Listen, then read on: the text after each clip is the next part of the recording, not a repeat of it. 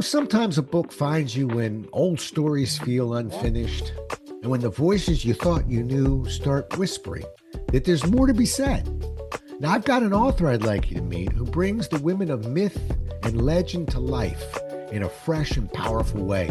Instead of standing in the background, these women take center stage with strength and stories of their own. Through her poetry, she invites us to see goddesses, monsters, healers, and dreamers in a whole new light. Stick around because you'll not only learn more about this book, you'll learn more about the writing voyage this author took to create it.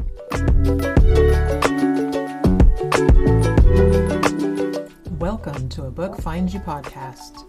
This week's guest is M. Frost. Join us as she shares the inspiration behind her book, along with her writing process, routines, and challenges. And now, here's your host, best-selling author, Ra Jollis.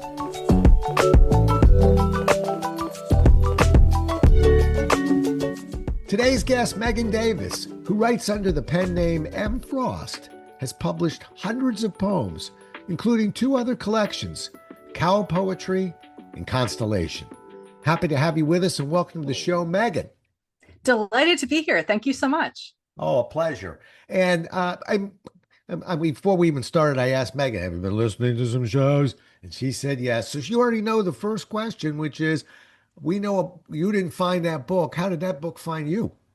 Absolutely. Well, when you read mythology your whole life, and my mother and I did this together, you start to see things a little bit differently when you get to the stages of your career that open you up into the same kind of life stages that some of those women went through. And I looked back on their stories that often were really defined against men or gods more often, and thought, I think their stories are a little bit more powerful. And I have dreams that also resonated in these themes of goddesses and other characters that you might see in fairy tales or folk tales. And I just started writing about them. I'll tell you the part that really caught me was right the first thing you said. Just I had this vision of you sitting with your mother and reading through this. What a beautiful thought that is, really. I had someone when I was 5 years old who very meaningful in my life, an older woman. I think she was in her mid-90s, and Miss Sleeper, I'm giving her a shout out. May she rest in peace. But she read me The Little Engine That Could and a few others, and I got to tell you, those books took on huge meaning to me throughout my life because it was just so powerful at that moment. So I'm really kind of connected and touched by the fact that you had that going. Doesn't surprise me that this book found you kind of through that avenue. Yes, I think I've been writing about mythology and folk tales and fairy tales for quite some time. And, I think reimagining is something that's happened more and more in our modern era. It's not something that was perhaps common earlier before this time, but the redefining of how we relate to our stories is a common thread these days. And I think that also helped me enter this space. Although I will say that some of these were written over 2 decades ago. Well, let's share a few secrets then. There are often things as a writer for me that I may have written a few decades ago, or I'm responding to things that happened a few decades ago, but they're powerful. And it's funny. I think about Miss Leaper, and I think about my dad, and those stories don't go away. I think they get more powerful, not less powerful. Perhaps because of the people that were with us and the things we were doing at the time. Oh, truly, yes. And my mother was obsessed with Camelot, so that always had to play a role too. When I saw the pen name, I real quick, my middle name. Listen to this. I'm going to give out my middle name, which I tell you, till I was 30, I never told a person. And I got married. I had to put it on a wedding invite. I didn't like it. I felt like a boy named Sue. My parents gave me the name of Leslie as a middle name, and for a little boy growing up, I was really uncomfortable with it. So I told no one ever. But I did always think if I had a pen name, it would be Leslie would be in it. It would be R. Leslie something or other. You have a pen name that you use. And tell me about the thinking behind using a pen name. Yeah, so I have a professional career in science and other things that kind of has its own definition and a lot of publications, in addition to, we'll just say, medically speaking, some things that you have to bear responsibility for. So I gravitated toward a pen name early to help define what was my creative work as separate from what is my professional work. And this comes in handy because in science, sometimes, for example, you get grants to do scientific work. These actually come to your institution, and the institution sort of owns the science. And so this also creates a nice bright line between those things that I do as part of my, we'll say, day job, although, there's bleed over, right? And the things that I do as part of my creative efforts. And Frost is a family name. It's actually my middle name. And I too had those fun experiences in high school, middle school, elementary school, where the middle name, Frost, yeah. yeah, Frosty the Snowman may Uh, have been uttered more than once. Yeah. I'll say we share something. The only difference between you and me is I was a kid that never told my middle name until I was close to 30 years old. No one knew. And I remember my parents used to laugh about it because I was 5 or 6 saying, you'll see, when I get older, I'm changing this name. How could you have done this to me? But now I kind of like it. I think it's sort of artsy. You don't see it anywhere, but I'm not running from it. But that's it's funny that you've got a middle Very name issue. distinguished. Yes, yes. Very distinguished. All right, well, speaking of family members, the last section of the book, uh, you've got a poem in there you wrote with your aunt, I believe, and she I said, wrote it. right, Yeah, you I wrote wrote it it for for my her. aunt. Yeah. Okay, tell Yeah. me about that. Yeah, so I'll read a little tiny piece of it because Go, I think that yeah, that let's do it. introduces it. The poem is titled Fourth, which is also July 4th and celebrates her birthday. And this was for, we'll just say, a big birthday. But Mhm. my aunt is a poet and writer and book artist who's fairly well known. And so I'll just read from the last section, which is called Paper Vines. Purveyor of fine dreams, you wear a lavender coat budded from evening air. With the morning fogged from the bay, you steal out to place the blossomed into blue paper for memory. So she's a dream artist and she writes her dreams. And I had a series of dreams that featured her. And I wrote a poem for this big birthday that had these different dream sequences as part of it. Oh, it's beautiful. You know, Yeah, we were chasing W.S. Merwin after that. So he went down a tunnel. We were like trying hard to keep up with him. what's funny to me is that for many of us, a book finds you is we'll get an idea and then we'll put 150,000 words behind it. You, you're a little bit different. Each poem, in a sense, is its own story. I mean, and you can correct me on this, but so how do you come up with? I know how I came up with one or two, themes for a book. How do you come up with so many themes for different poems? I think I can't not. So I actually I use poetry in a number of different ways. Some of it is part of what you might call an art as medicine tradition, or the process of writing is also a healing process that you are moving through a lot of different things that are part of your life, and you're processing them through the words, and then the control that you have over the words can also help you shape that emotional response. And so a lot of poems do have that kernel. It could be a kernel that's about a relationship, right? So like my wonderful aunt whom I adore, my mother whom I adore, other family members. And then some other pieces can be about things that you're processing yourself. And so some of the Women of Myth is also about processing what it is to be female, considered female, within the space of kind of the architecture of society, which has great opportunities. It also has some barriers, and therefore some of these poems are have those different elements to them, that element of processing.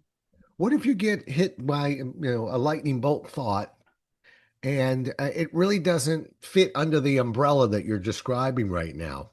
Does that get put aside? What do we do with those? Oh, you should see all the seeds of poems that I have Right? captured. They get put on the phone, right?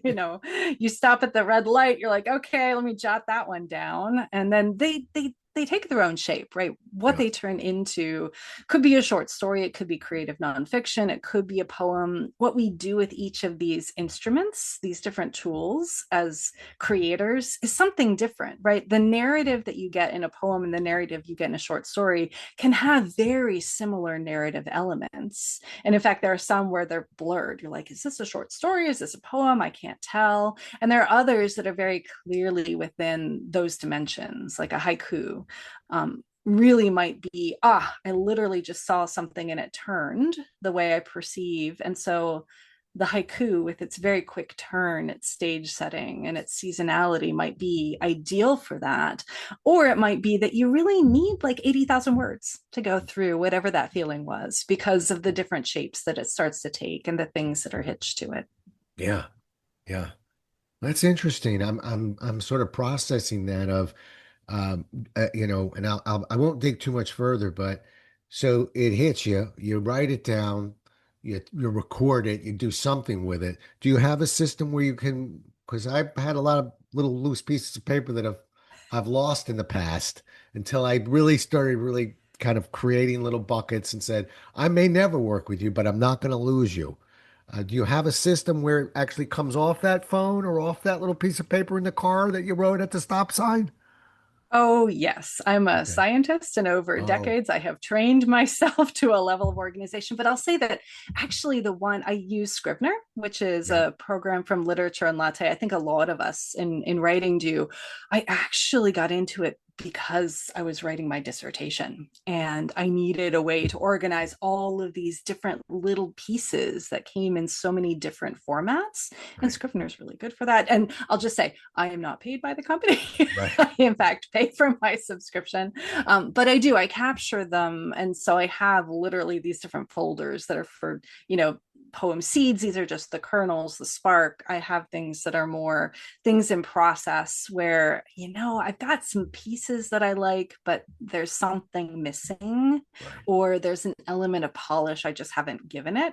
And I might, there are times of the week, like I try to have a little, we'll just say, weekend morning time that gets to be, drinking the coffee and spending some time with either these seeds or with a new thought, and working on those. So Yeah. I enjoy that. It's a nice way to kind of take the stressors of what is a crazy and sometimes a bit of an existential crisis of life these days, and create a space that's more focused and not distracted by those pieces. Sure.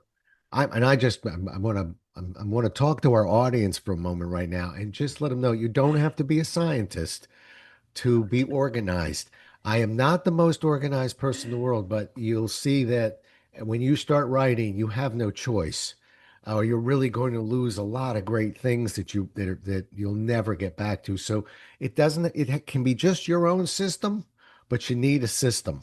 And so I love hearing that. Particularly, remember when we're working on a manuscript, it's a little different. But when we've got poems coming from all sorts of angles, you have to be methodically careful about what you're doing. So I'm not surprised. Let's put it that Or a way. short story or a Yeah, novella or yeah, a fiction or nonfiction book. yeah. So I actually get to mentor some of our science students in writing, and I try to teach them the importance of narrative, right? Because narrative story is so compelling. But there are some techniques that I think really apply in writing that are things that I've really found through the science, but that I've applied in the writing. And one of them is what I call, what do you do with the wormhole of doom? Right, we all get into things. We might be doing some background research on a setting or a place or a character or a myth, and you just keep going down that wormhole. So I set a timer. If Oh, the timer goes off, I stop what I'm doing, I record where I was finished and I put it on a special to do list. And the special to do list is really for me to go back to later and say, oh, these are the wormholes I was working on. Now that I've had a little time to reflect, which ones do I actually think are worth pursuing? And if they're worth pursuing, I move them into something that's more core, right? Something that I'm doing as part of the main effort, not as this side quest, right? So it's about not letting yourself completely go off on the side quests right away, but making sure that you're capturing the spark that came from that knowledge, but allowing you to get back to and focus on whatever the thing was that you sat down to do. Yeah. And I think that the key word is capture it because I sometimes look at, particularly when we're writing and the mind is kind of fertile, you will be woken up in the middle of the night with a thought or idea. It's a little bit like dreaming, where you have this great dream, and the one thing you know when you're going back to sleep is, I know it was a great dream, but of course I'll remember it in the morning, and all we remember is that we had a great dream. But the dream I can't remember. It's the same with writing. You'll swear to yourself that you'll remember this wonderful idea, and it will haunt you when you can't remember it. So yeah, I do think that everybody needs a system, and don't listen to the little voice that says, don't relax, I got it already, I'll remember it. No, you probably won't.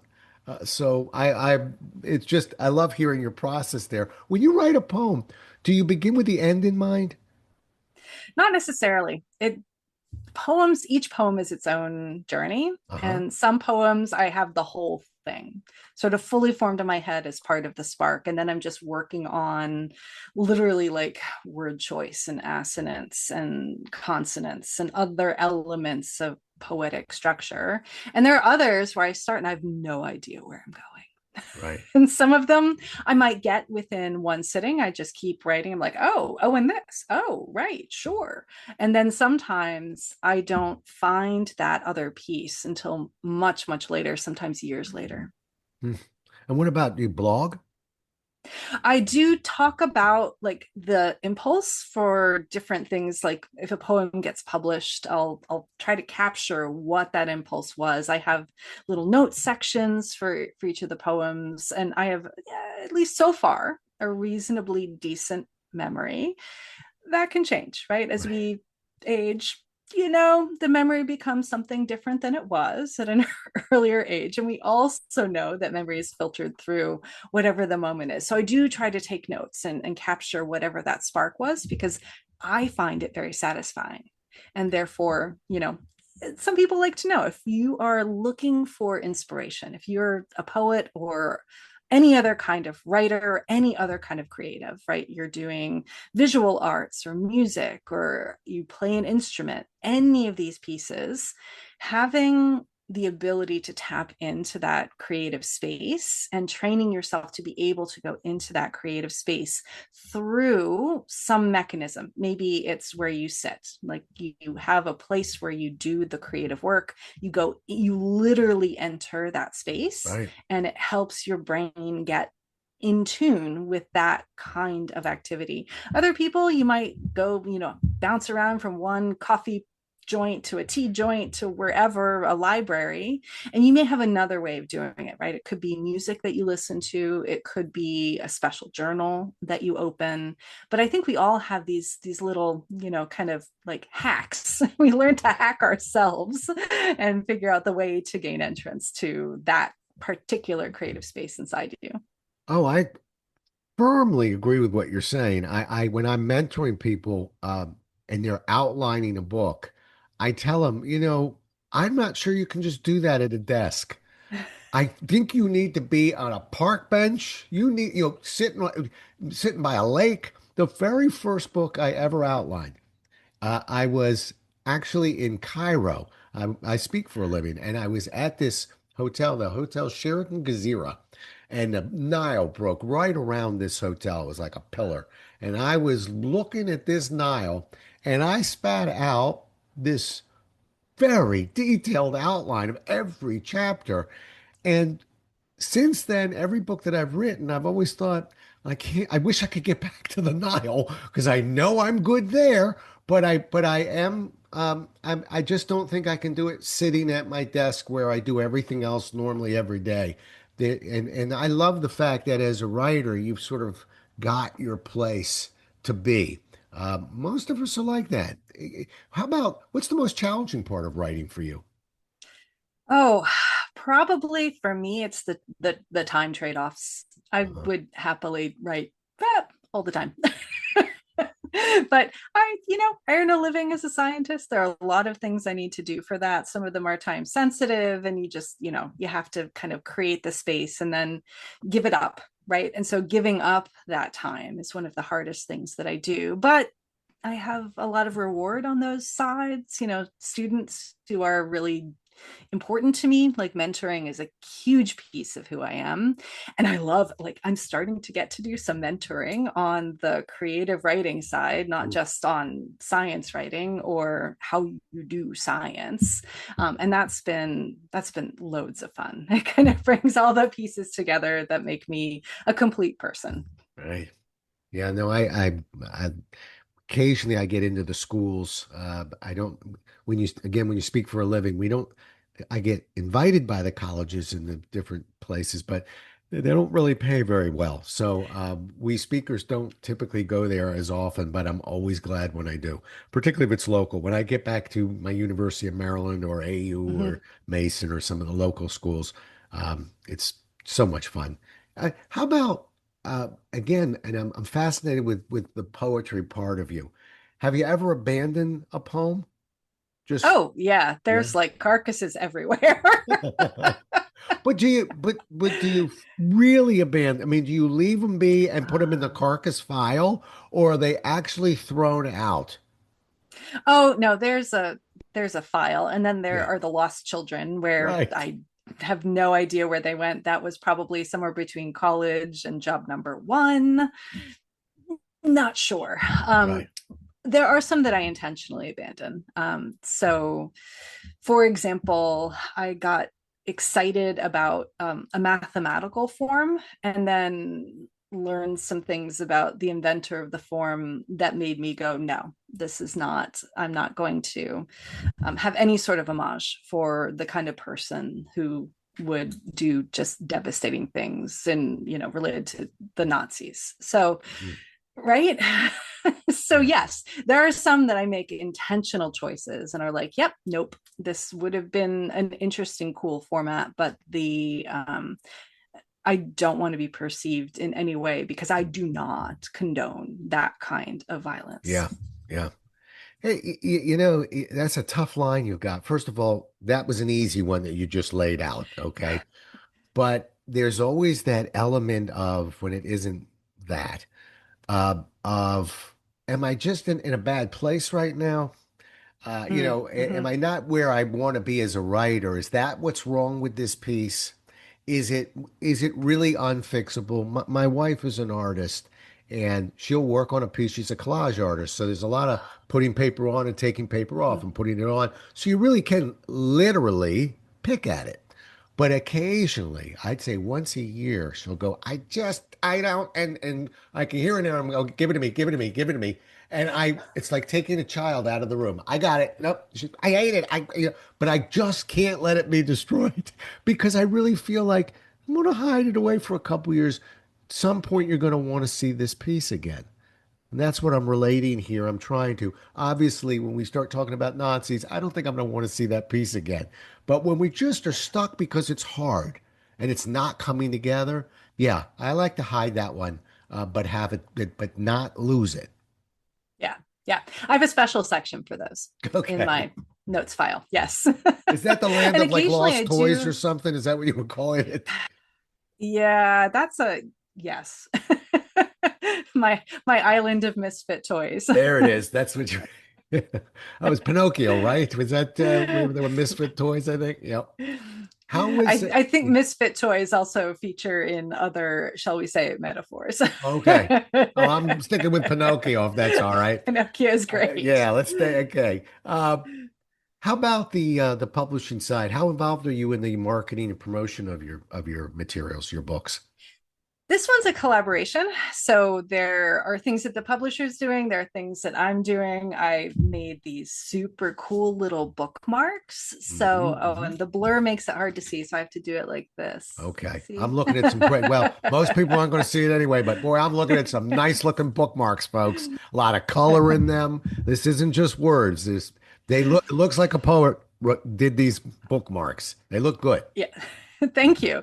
And I do have some graphic design training. I was on, the various literary journals back in college and did some other publishing in grad school. So I have some training in it in terms of like the graphic design and how you actually do the production piece. What's been hard for me though is social media. I'm just Mm. not like, that's, we'll just say that's not my natural habitat. And Well, I'm taking a big sigh over here. It isn't, and yet right, it's, yeah, we got to climb around in that habitat, but it's not natural. changing all the time. And I can't just learn one thing. I have to learn lots of different audiences Hmm. and do things that I'm not that comfortable with. But I will say that at least something like this, chatting with people, is something I enjoy to do. Right, So this has right. been just absolutely delightful Oh, and a very wonderful. easy way to do the marketing.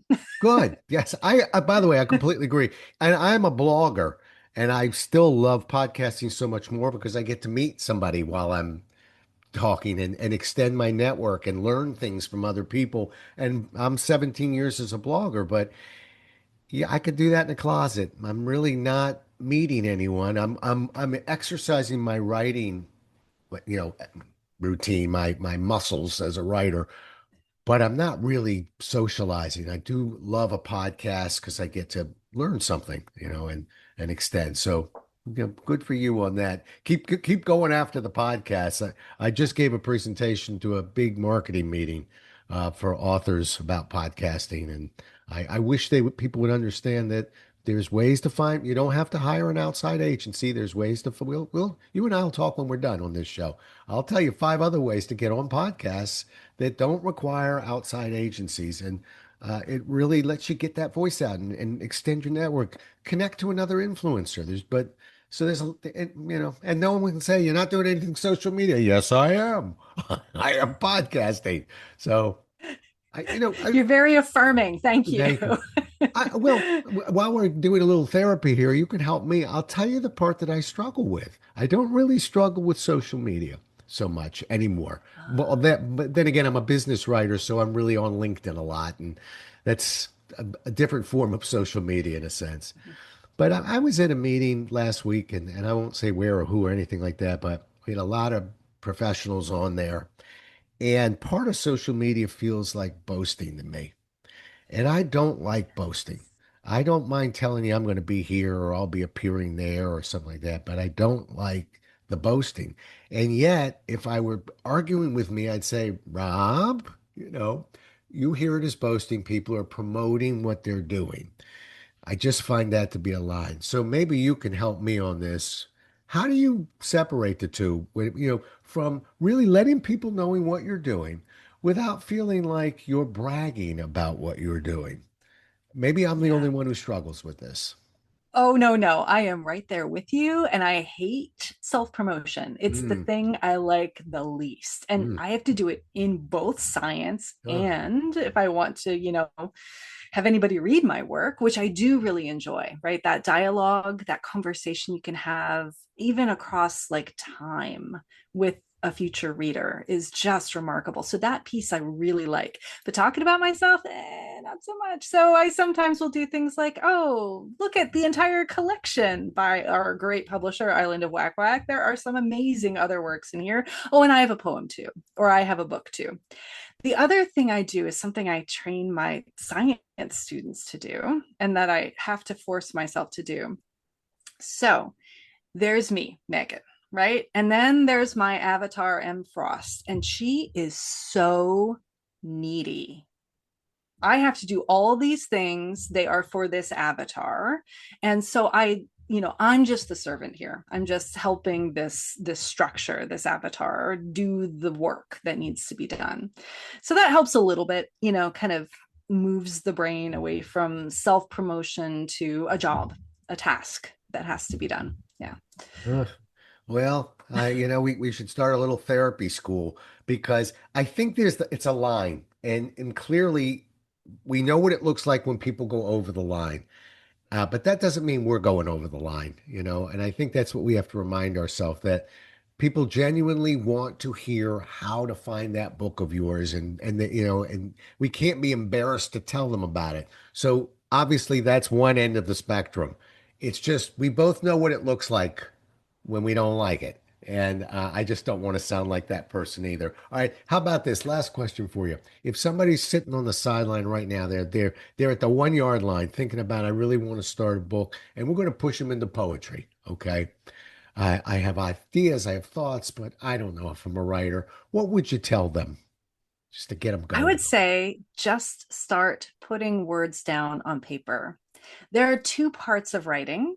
There is the drafting, there's the creative part. There's where you're, just throwing stuff either onto a computer screen or onto something physical, whether it's a journal or just a random scrap of paper you managed to pick up. And then there's editing. Don't edit as you're drafting.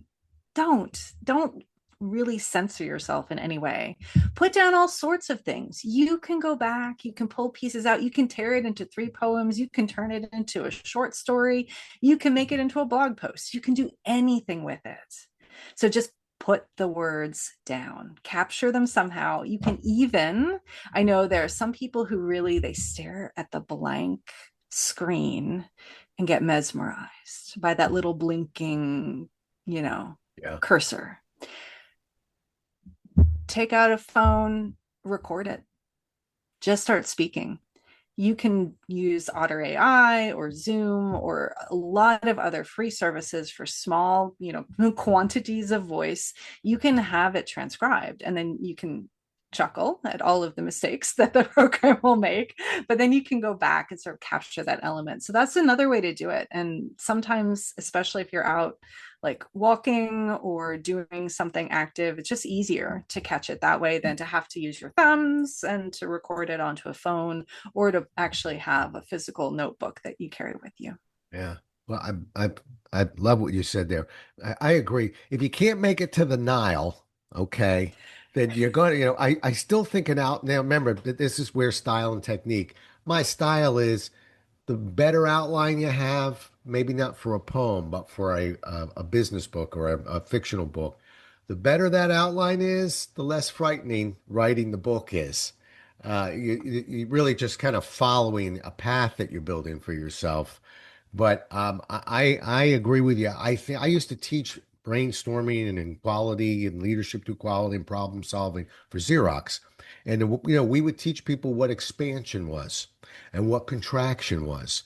And I Mm-hmm. think to your point, what the mistake that people make is they're expanding and contracting at the same time. It doesn't work that way. We're a much better writer if we just get into expansion mode and if a voice says, I may have written that story before, good. Don't stop. Don't look around. Keep running around that racetrack and write it again. If don't worry if you've written it 3 times. Maybe the third time will be the best time. Don't critique. Don't stop. Don't edit. I'm with you. Let's pound out a manuscript or a book of poems, and then we've got plenty of time to go back and fiddle around and begin the contraction phase. But together, Mm-hmm. I don't know how you do them at the same time. Yeah, yeah. And you'll see people who say they can, but they're actually going through the drafting, they're stopping, they're going through an edit, and then they're going back to drafting. But that is a skill that takes a long time to really hone. Yeah. And it's not something I recommend at all for people who are new to the creative arts, right? Whatever those are. Yeah, no, while you were saying, I was thinking, boy, you better have a few books under your belt to pull that move off. That's not going to be a first-time author. That's going to be the author that you and I meet with that says, I'm working on my book. How you doing with that book? I got the first chapter done. How long you been working on it? 9 years. Because they're editing and editing and re-editing and changing. No, it's that old phrase, done is perfect. We just have Done to, is perfect. sometimes we got to pound it out a little bit. How do people get a hold of you, Megan? You can find me through my website, mfrostwords.com. That's mfrostwords.com. Perfect. And we know where frost came from now, too. We do. Okay. All sorts of riddles were handled today. Listen, it's been a pleasure talking to you, and I'm going to pay you a compliment. We don't normally go quite as long on a podcast as we did on this one, but I had somebody who taught me 6 years ago when I got started, and I said, how long should a podcast go? And that person said, as long as it's interesting. You're very interesting to talk to. I really think it sounds like a great another book for you. And I just think your ideas are spot on. So good luck to you on your journey. And thank you so much for being on the show. You really shared a lot with this audience, and I'm appreciative. Thank you. Oh, thanks for having me. And a huge shout out to your audience. I think that this is such a great topic, and Rob, you do such a great job hosting it. Thank you. Well, you're as good as your last show. So thanks for getting me through this one there, Megan. I appreciate it. Folks, we'll do it again. Pleasure. You bet. We'll do it again as well as we can next time, everybody. Until then, stay safe.